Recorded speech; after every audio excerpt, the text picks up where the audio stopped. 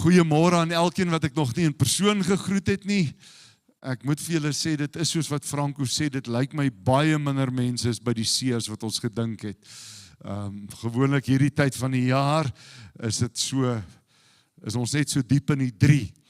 Maar ek is bly en hier is ook 'n besoeker al die pad van Kroonstad af. Baie welkom saam met ons. Ek wil so 'n bietjie gesels rondom die tema God met ons. Nou dit is 'n begrip wat ons almal mee groot geword het. Dit is nie 'n vreemde konsep nie. Ek dink as ek vanoggend met jou sal praat en vir jou sal sê, maar wat is die eienskappe of die attribute van God?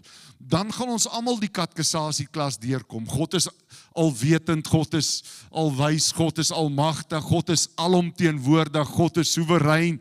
En ons het al hierdie groot woorde en groot beskrywings van God.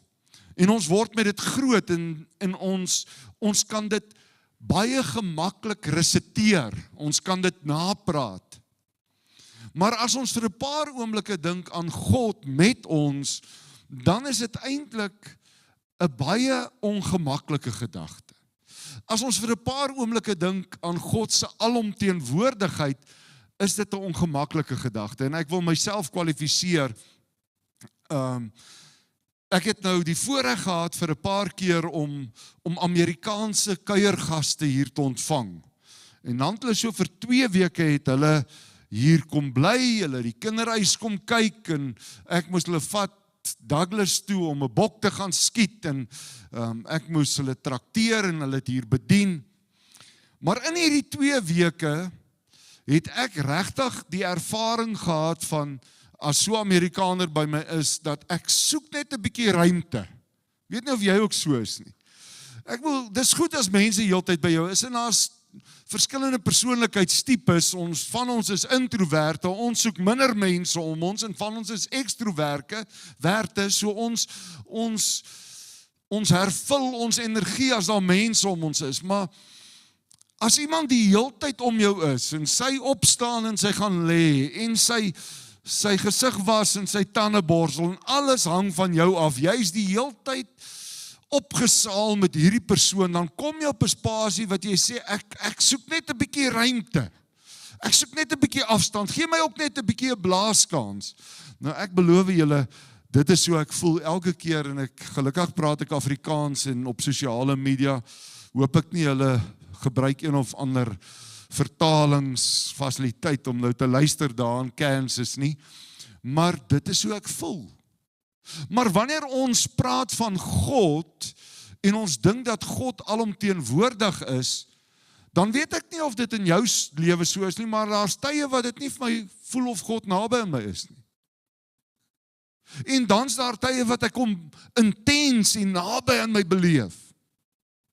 Daar's tye wat dit voel, maar en veral in moeilike tye en druk en teëspoed en stryd, waar is U, Here? Is U bewus, Here? Sien U raak? Maar ons sê met groot gemak, God is alomteenwoordig. Nou, ons skrifgedeelte kom uit Matteus 1 uit en daar lees ek net vers 23 wat sê, kyk, die maagd sal swanger word en 'n seun baar en hulle sal hom Immanuel noem. Dit is, as dit vertaal word, God met ons.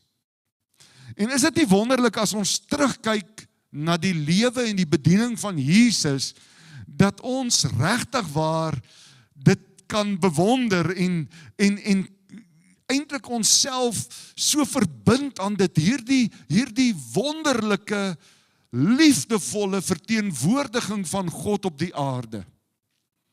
Een wat nie omgee oor swak is en siek is en sondig is nie, maar een wat lief is vir almal, soveel so dat hy in sy afskeidsgesprekke vir die disippels sê, as julle my gesien het, het julle die Vader gesien. Hoe vra julle toon my die Vader? God is 'n liefdevolle God. God is 'n genadige God. God is 'n barmhartige God. En as julle my gesien het, het julle die Vader gesien. In Jesus se bediening sien ons dat hy baie skurfkantig en hard op die kerk was van sy tyd. maar sag op Sondags. Hy het nie 2 keer gedink om by Sondags stil te staan nie. Soveel so dat hy uitgekruid is as een wat hom meng met die vrate en die wynsuipers en die hoere en die tollenaars.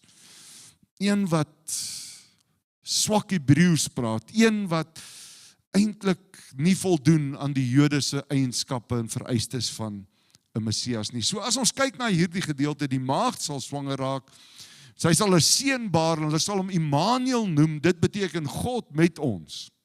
Dan wil ek u vat na die laaste oomblikke van Jesus se aardse gesprekke toe, voordat hy nou in 'n verheerlikte staat verskyn.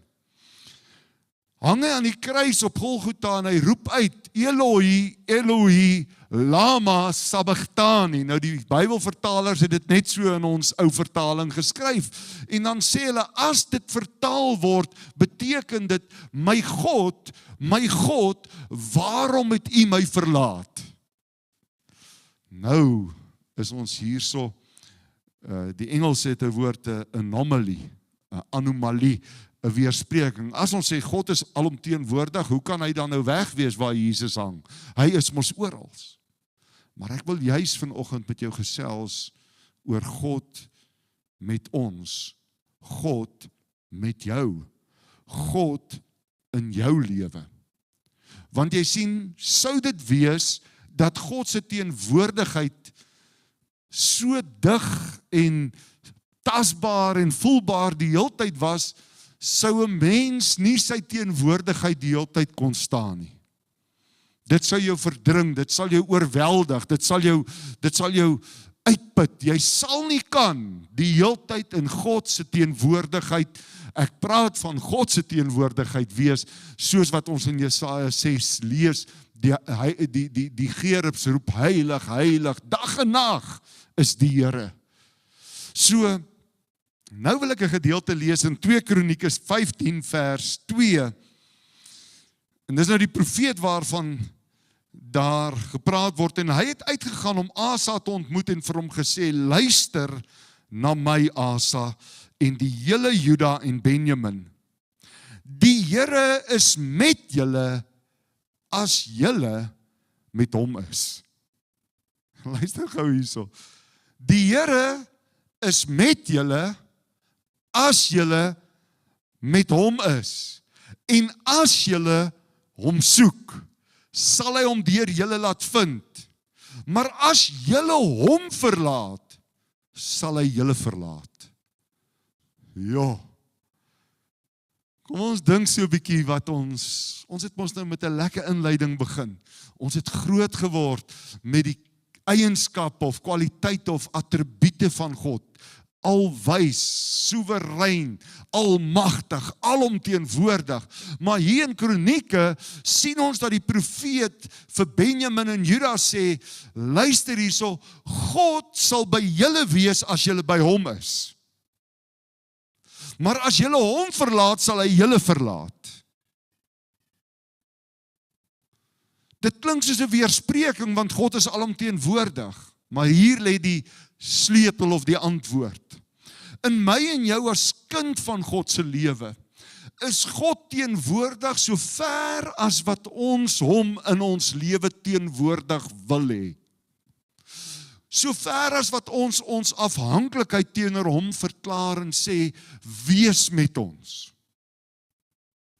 Ek dink as ware kind van die Here, gelowige, sal julle saam met my stem dat jy nie 'n dag kan ingaan sonder om God uit te nooi en hom te bid en te sê, wees met my, wees by my, laat u naam geheilig word, laat u koninkryk kom, laat u wil in my lewe geskied. Here, ek het u nodig. Ek het 'n stelling en ek sal dit aanhou maak tot die dag dat ek my hoof neerlê. Die hoogste vorm van aanbidding wat daar ooit sal en kan wees, is vir my en jou om ons afhanklikheid van God te erken. Om te sê, sonder u is ons niks. Sonder u is ons verlore. Sonder U het ons geen sekuriteit nie. Sonder U het ons geen hoop nie. Sonder U kan ons nie waarlik vrede ervaar nie. Sonder U is ons totaal en al verlore. So om daardie bewustheid van afhanklikheid teenoor God te besef, maak dat ons reeds vroeg in die dag God nooi om deel van ons lewe te wees. Maar is God dan nie alomteenwoordig nie? Hy is. David beskryf dit baie mooi in Psalm 139, wanneer hy sê, man, God weet alles. Hy weet as ek sit, hy weet as ek staan, hy weet wat ek gaan sê nog voordat die woorde in my mond gevorm is, en dan praat hy oor God se alwetendheid, en dan sy alomteenwoordigheid. Gaan ek op in die hemel, daar is hy, gaan ek af in die doderyk, daar is hy, gaan ek om by die uiteindes van die see te woon, daar is hy, gaan ek na die opkoms van die son toe, daar is hy. God is net orals.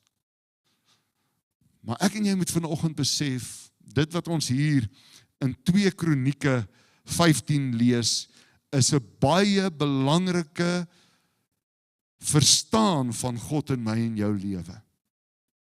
Die Here is met julle as julle met hom is. En as julle hom soek, sal hy hom deur julle laat vind. Dit laat my dink aan die gedeelte in Hebreërs 11, dink dis daar in vers 6, wat sê, die wat tot God gaan, moet glo dat hy is, en 'n beloner is, van die wat hom soek. God dwing homself nie af, in my en jou lewe nie. God gaan nie soos 'n kuiergas, al ons energie opeis en ons verdring met sy teenwoordigheid nie. Nee, daar's die heeltyd hierdie spasie, en dit was my so koslik, want ons lees dit eintlik gedurig deur in die Bybel, alhoewel ons glo dat God alomteenwoordig is, dat God wel by gegeewe tye homself kom openbaar, en dan word daar gesê, hier is God. Vat die tuin van Eden, Genesis 3, 'n baie bekende gedeelte. Daar in Genesis 3, vers 8 en vers 9 en 10, en hulle die stem van die Here God gehoor, terwyl hy wandel in die tuin in die aandwindjie, en die mens en sy vrou het hulle verberg vir die aangesig van die Here. Dis ook 'n weerspreking, want ek en jy kan ons nie verberg vir die aangesig van die Here nie. Dawid kom en hy sê, vir U is die nag so lig soos die dag, al sou ek dink, donkerte kan my wegsteek van die aangesig, dit kan nie. Hulle wou hulle self verberg vir die aangesig van die Here, tussen die bome van die tuin. Toe roep die Here God na die mens, en sê vir hom, waar is jy? En julle ken almal my sienswyse. God het hier so opgetree, omdat hy 'n liefdevolle, barmhartige, genadige God en hemelse Vader is, want hy het presies geweet waar is hulle, maar hy kom hulle swakhede tegemoet. Hy is so diplomaties, hy is so diskreet in sy toenadering van hulle swakheid, dat hy maak asof hy nie weet waar hulle is nie. Eerstens, ons glo God is alomteenwoordig. So, hoe daag hy dan nou skielik hier in Eden op, en hulle hoor sy stem in die aandwindjie? Hy is mos altyd orals, hy is mos nie vasgekeer in spasie en in tyd en ruimte nie, hy is maar orals, maar dit is so, dat daar tye is in oomblikke, wanneer God homself openbaar op 'n manier, wat heeltemal anderste is, as net sy algemene alomteenwoordigheid. En vir my en jou as kind van die Here, is dit iets, waarna ons moet soek. Dit is na hierdie teenwoordigheid van God, wat ons moet soek. Ja, hy word genoem Immanuel, God met ons. Jesus was hier. En die wonderlike nuus is, omdat hy hier was, het ek en jy nou 'n vrypas. Ons het 'n oop pad om met God in 'n persoonlike verhouding te kan staan. Maar dit is soos wat die broer van Jesus in Jakobus 4, vers 8, die A-gedeelte sê, nader tot God, en hy sal tot julle nader. Nader tot God, en hy sal tot julle nader. Dit wil vir my al hoe duideliker raak, dat daar, net soos in 2 Kronieke 15, geskryf word, asof God spasie en ruimte gee vir my en jou, om te wys, ons wil hom graag in ons lewens hê. Hy skep ruimtes om te kyk of is ons regtig afhanklik van hom. Is ons regtig in totale aanbidding voor hom? Is ons bestaan, die sin en die betekenis van ons lewe, is dit gesentreer rondom hom? In 2010 was ons daar by oom Angus se laaste groot optrede en ek sal nooit vergeet nie, ek het in die nag iemand my wakker gemaak en ek het gaan bid. Nou, ek is nie 'n goeie nagbidder nie, ek is 'n goeie nagslaper, so, maar gelukkig was die plek waar ons gaan bid het ver genoeg dat daar suurstof op my brein gekom het, dat ek kon wakker word amper tot daar waar ek gekom het. Terwyl ek so na die ooste kant toe, vir een of ander rede, na die see se kant toe, daar van die konferensiefasiliteite kyk, is daar swaar weer wat op pad is, en daar is sulke blitse in die wolke, nie weerligstrale wat afkom nie, maar dit is sulke verligting van die wolke, en op 'n stadium terwyl ek bid en so opkyk, toe lyk dit amper of daar 'n ritme is, asof hierdie wolk lig, hierdie wolk, dan hierdie wolk, maar in 'n ritme, en ek kyk daarna en dit lyk vir my vreemd en ek besef dit is nie normaal nie. Die natuur werk mos nie in rye en in blokkies soos wat ons dit wil sit nie. God is 'n kreatiewe God en daar's nie grense aan hoe hy dinge doen nie. Hy doen goed buite ons ritme en buite ons verstaan, maar hierdie is 'n gesinkroniseerde ritme en ek sê vir die Here, Here, maar wat wil U vir my sê? En ek deel dit vanoggend met julle. Daardie oggend sê die Here vir my, daar gaan tye wees wat ek gaan wegtree van jou af. Sodat daar spasie is dat ek kan sien of wil jy nader tree aan my. Dit gaan soos 'n dans wees. Ek gaan wegtree en nader tree en wegtree en nader tree sodat my verhouding met jou gebou is op jou behoefte vir my en jou lewe. En dis die boodskap vanoggend. Ons kan sê God is alomteenwoordig, maar hoe teenwoordig is God in jou lewe? Hoe deel vorm hy van jou bestaan? Is hy die rede vir jou lewe? Waarvoor lewe jy? Lewe jy vir God? Is hy jou krag in jou sterkte? Is hy jou beskutting? Is hy jou rots in jou bergvesting? Is hy die een by wie jy skuil? Ek sal nooit vergeet nie, my oorlede oupa, nadat hy tot bekering gekom het, ek moet dit nou sê, dit is nou 'n vreeslike ding, so ek sal maar verskoning vra, maar hy het geglo dat enige mens, want daar is 'n vers in die Bybel in die Ou Testament, dat as ek en jy op die arm van vlees leun, is dit nie vir God goed nie. Nou om Gerard, my oupa, toe hy tot bekering gekom het, geglo dis sonde om medisyne te gebruik en dokter toe te gaan. Want jy steun op die arm van vlees.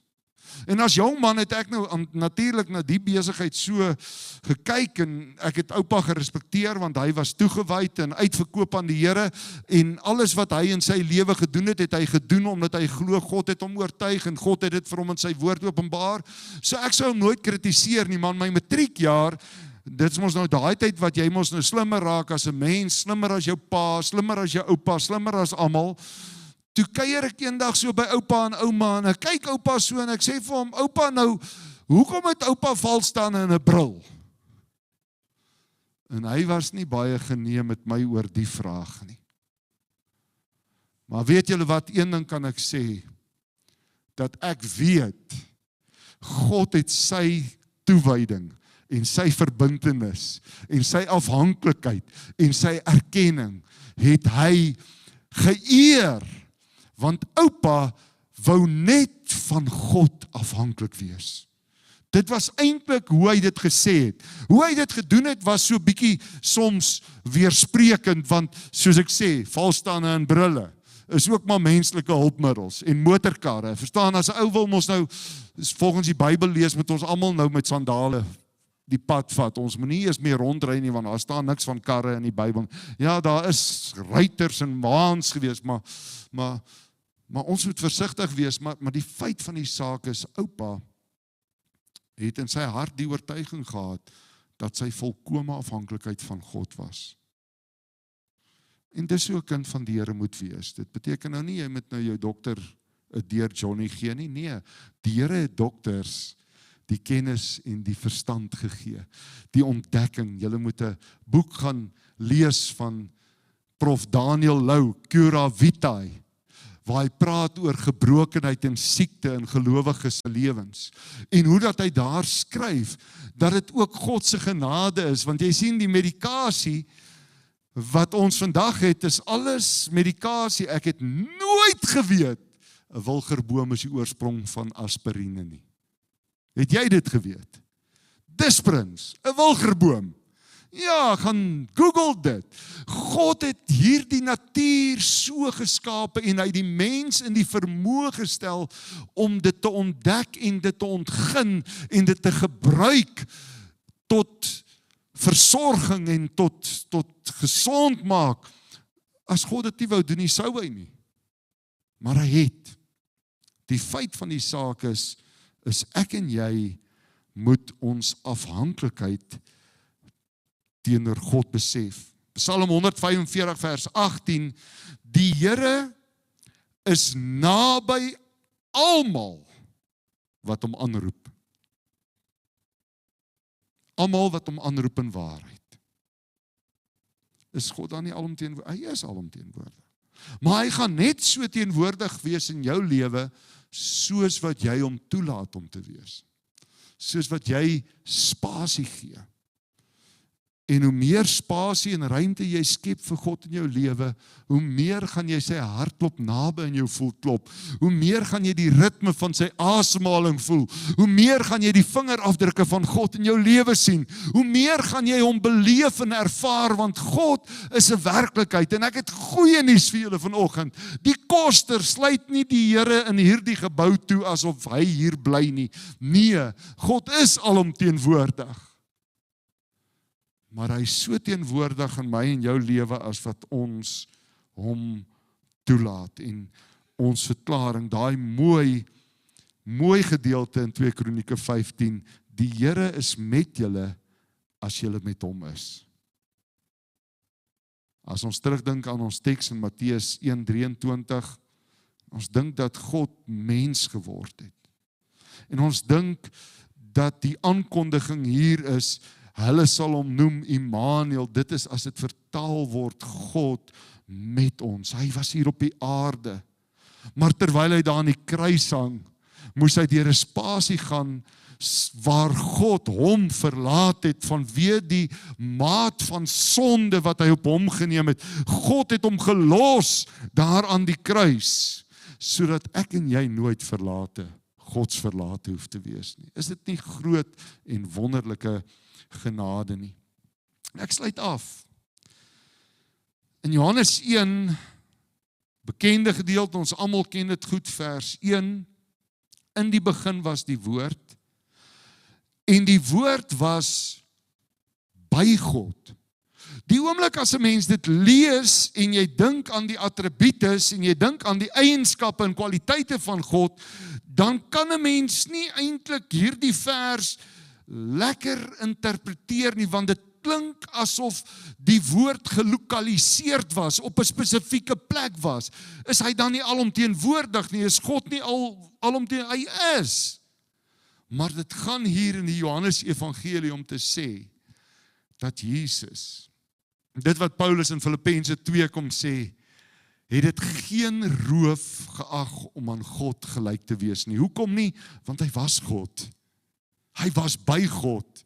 En dan sê die B-gedeelte van Johannes 1, en die woord was God.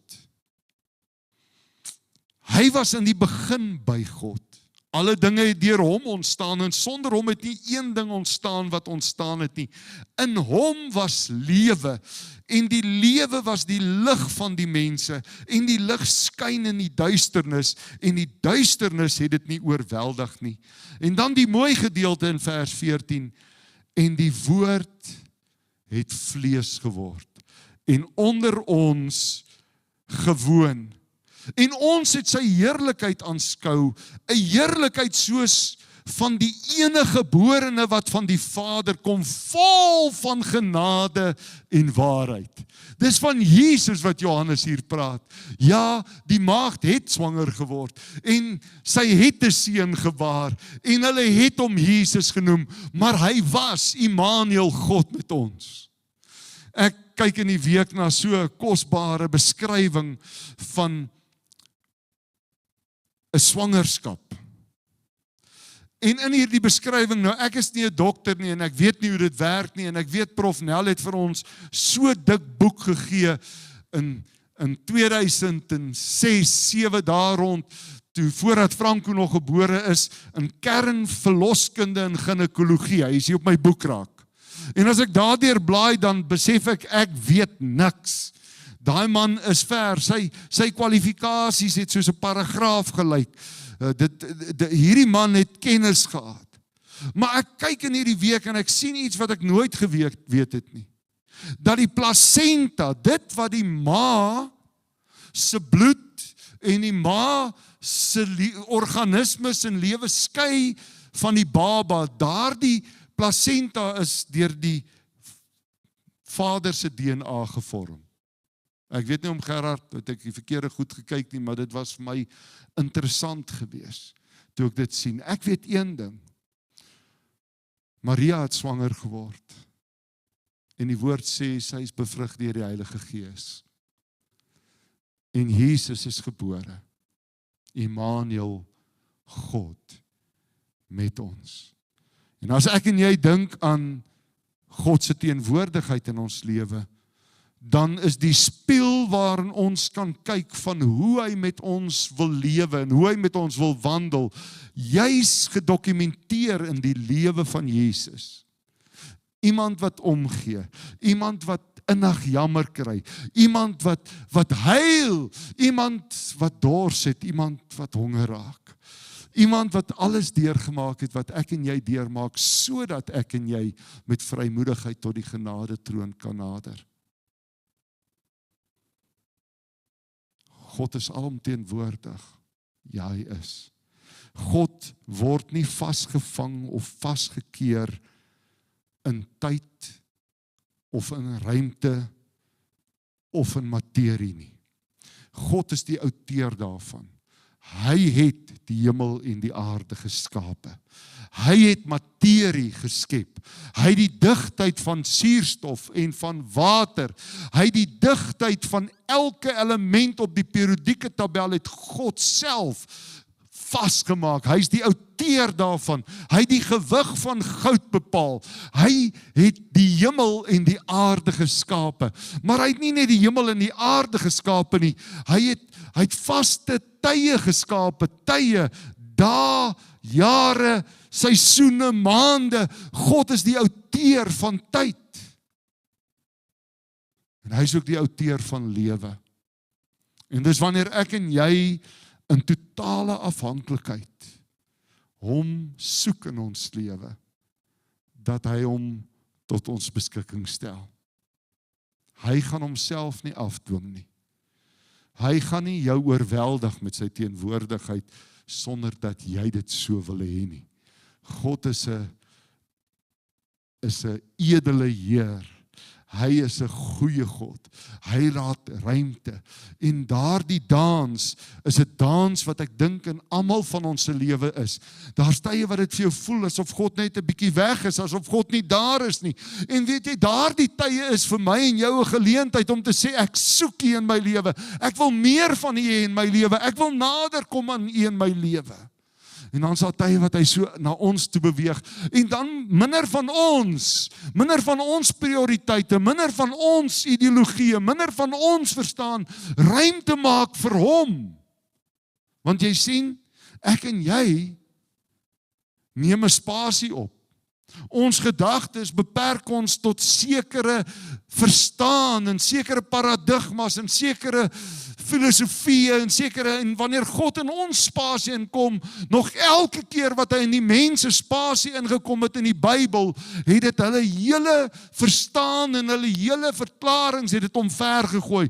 Moses is daar in die woestyn besig om vir sy skoonpa skape op te pas en die volgende oomblik is daar 'n bos wat brand.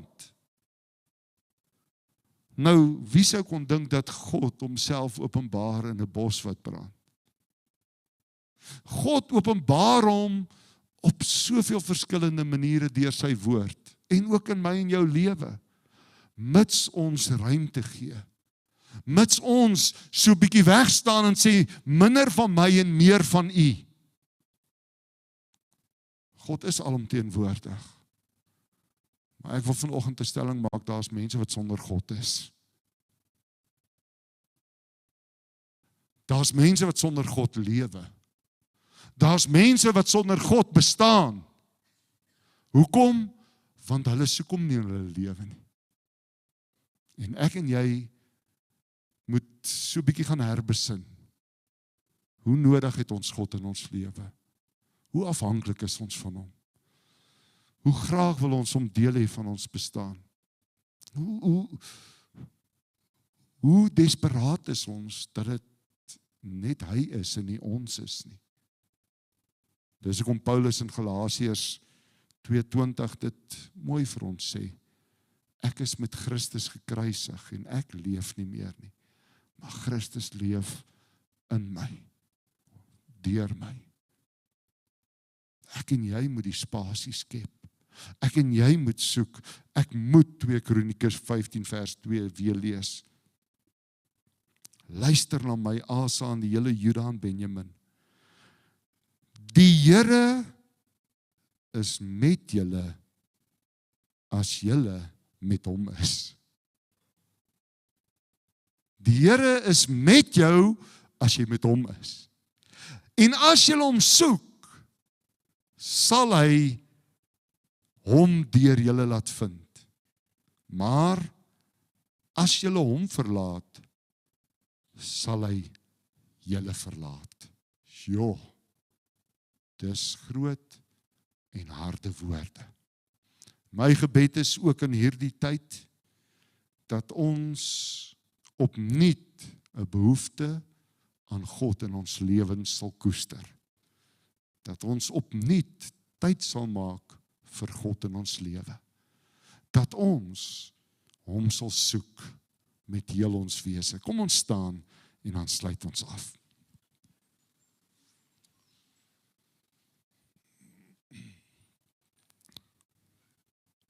Vader, as ons so vir 'n paar oomblikke dink aan u woord en besef dat daar tye en plekke en geleenthede was waar u opgedaag het, sigbaar teenwoordig was. Here, dan kyk ons terug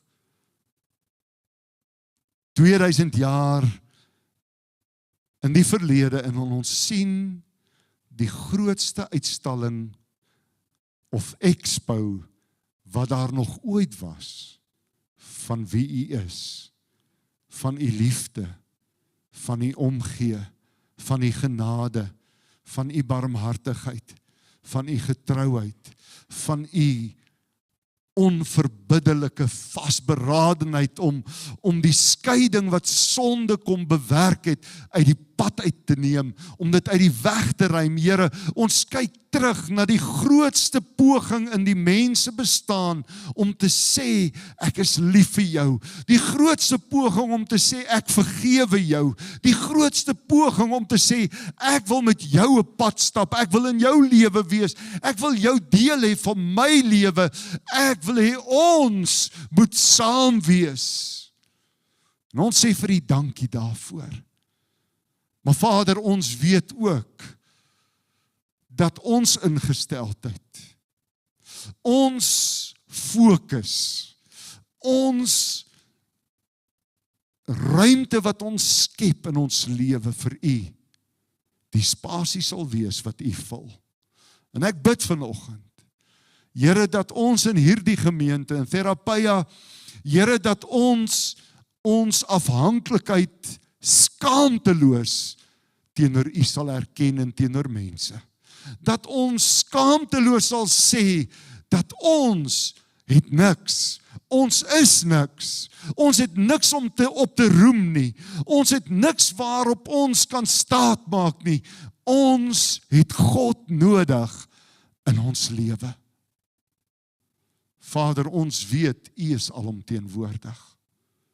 Ons weet, U Heilige Gees is reg oor die ganse aarde besig om die genade boodskap van Jesus opnuut uit te roep. Here, die goddelose, die sondaars, die ateïste, die agnostici, reg oor die wêreld weet dat die Christene vier 'n fees. En hierdie fees gaan oor die maagd Maria wat swanger geraak het. Hierdie fees gaan oor Immanuel, God met ons. Hierdie fees gaan oor 'n God wat bereid was om niks te word nie, om mens te word, om 'n slaaf te word, 'n diensknegt te word, sodat God se hart sigbaar kon word vir die ganse mensdom. En ons sê vir U dankie.